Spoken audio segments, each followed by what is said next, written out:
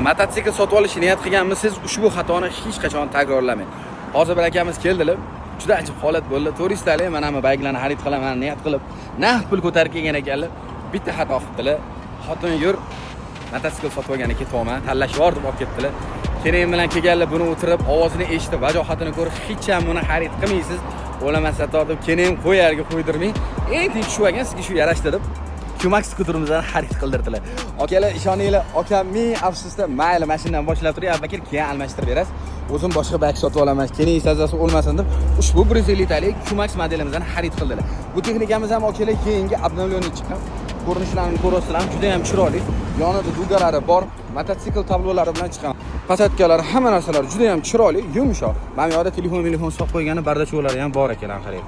Ichida bemalol qirilib ketmaydi, boshqa qilmaydi. Ushbu texnikamiz ham 150 talik bo'ladi. Maksimal tezligi 80-90 ni bemalol harakatlanib bera oladi. Keladigan bo'lsa, $1,000,000 sotib olmasa, bemalol kelinglar, ko'ringlar. Har xil ranglari bor, xudo xolasa. Hozir bir qora ranglarni ichida olib kelib qo'yganman, inshaalloh.